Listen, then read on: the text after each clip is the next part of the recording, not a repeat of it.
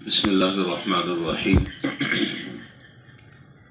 نحمدہ ونصلی علی رسولہ الکریم اما بعد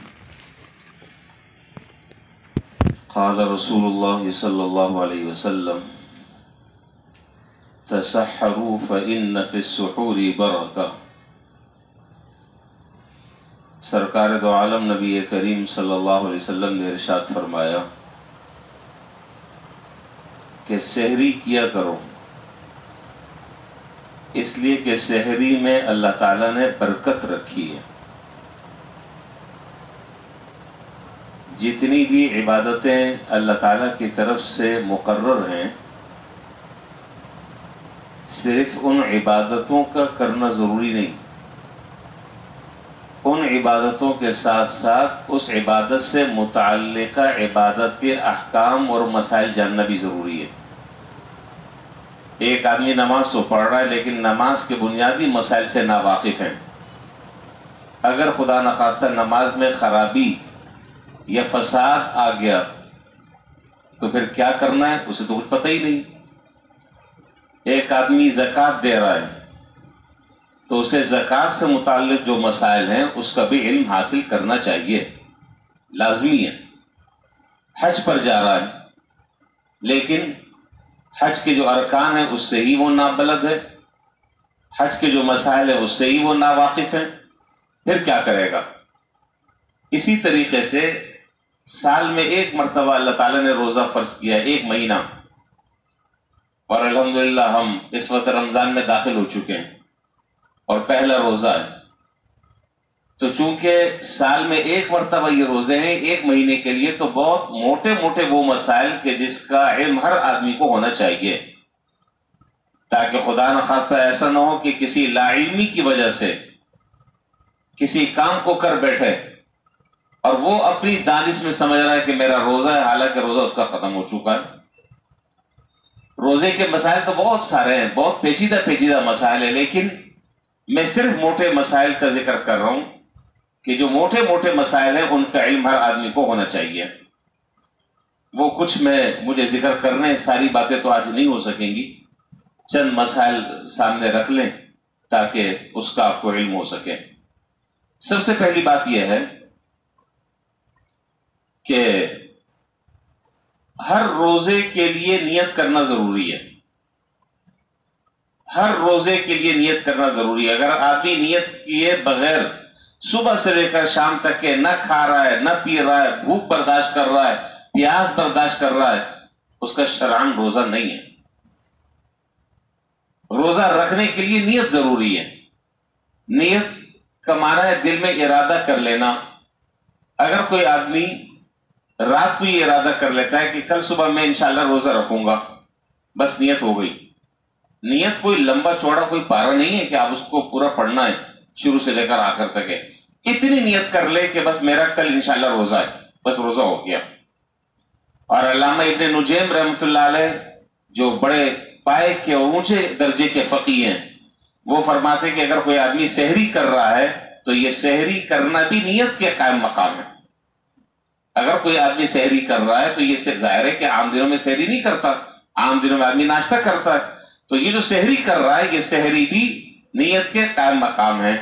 تو پھر بھی نیت کا لفظ کہنا بھی ضروری نہیں ہے، سحری کر رہا ہے اس کا خود بخود مطلب یہ ہے کہ اب روزہ رکھنا ہے۔ ایک بات تو یہ ہو گئی۔ دوسری بات یہ کہ روزانہ کے روزے کی روز نیت کرنا ضروری ہے۔ اب آپ کہیں گے جی میں تو بہت زیادہ مصروف ہوں، ایسا کرتا ہوں بیٹھے بیٹھائے 30 روزوں کی میں ایک ساتھ ہی نیت کر لیتا ہوں، نہیں ہوگا۔ ہر روز کی نیت الگ الگ کرنی ضروری ہے۔ اب جب ہم نماز پڑھتے ہیں، ابھی ہم نے عصر کی نماز پڑھی، تو آدمی پورے مہینے کی نیت ایسا تھوڑی کرتا ہے، ہر روز ہر نماز کی نیت الگ کرتا ہے کہ آج میں عصر کی نماز پڑھ رہا ہوں، اب میں مغرب کی نماز ادا کر رہا ہوں، اب میں عشاء کی نماز فرض نماز ادا کر رہا ہوں، یہی نیت ہے۔ تو روزانہ نیت کرنا ضروری ہے۔ ایک بات، ایک مسئلہ تو یہ ہے۔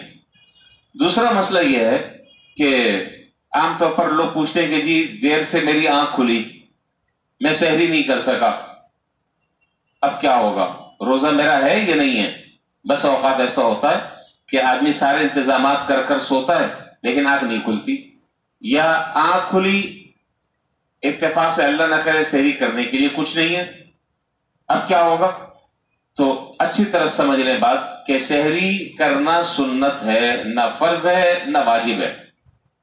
سحری کرنا سنت ہے، اور میں نے ابھی شروع میں جو حدیث پڑھی، اس حدیث میں حضور صلی اللہ علیہ وسلم نے ارشاد فرمایا کہ سحری کیا کرو، فإن فی السحور برکہ، اس لیے کہ سحری میں اللہ تعالی نے تمہارے لیے برکت رکھی ہے۔ یہ اس امت کی ایک امتیازی شان ہے کہ اللہ تعالی نے اس کو سحری جیسا انعام عطا فرمایا، اور حضرات انبیاء علیہ السلام کی اور پیغمبروں کی سنت ہے یہ سحری کرنا۔ کیوں اس کو برکت کہا گیا ہے؟ اس لیے برکت کہا گیا ہے کہ جب آدمی سحری کرتا ہے تو اس سے طاقت آ جاتی ہے، اور جب طاقت آتی ہے تو دن کا روزہ رکھنا اس کے لیے آسان ہو جاتا ہے۔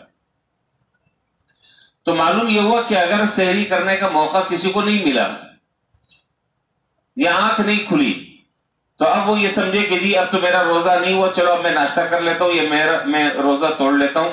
یہ کرنا جائز نہیں ہے، گناہ ملے گا۔ اگر سحری نہیں کی تو بغیر سحری کے آپ روزہ رکھیں، اسی طریقے سے فرض ہے جس طریقے سے سحری کر کر روزہ رکھنا فرض ہے۔ دو باتیں۔ تیسری بات یہ ہے کہ روزے کی حالت میں بہتر طریقہ تو یہ ہے کہ ہر نماز سے پہلے آدمی مسواک کرے، ہر نماز سے پہلے آدمی مسواک کرے۔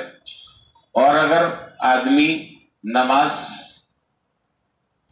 کے لیے تو کر لی مسواک، اب روزے کی حالت میں آدمی ٹوتھ برش کر رہا ہے تو فقہا نے اس کو مکروہ لکھا ہے۔